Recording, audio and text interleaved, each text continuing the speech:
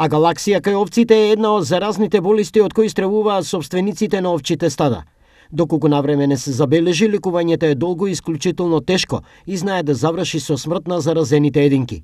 Кои се карактеристиките на оваа болест? Болеста се карактеризира со тоа што се јавува намалување на млекото кај овците, исто така се јавуваат артрити, потоа гангренозни мастити се јавуваат кај овците, со тоа самите овци го губат млекото и болеста обично се јавува во месеците март, од март некаде до јуни месец. Најдобар лек за болеста е превентивата, тврдат од Штипската ветеринарна клиника. Постои вакцина за неа и самата вакцина се прави 2 пати годишно, значи еднаш вакцинација и после 3 недели ревакцина.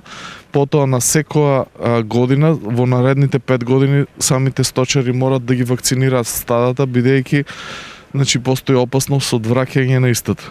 Ветеринарниот совет до собствениците на овчи стада е доколку забележат промена на бојата на вимето кај овците во темно сина боја, веднаш да повикаат ветеринар.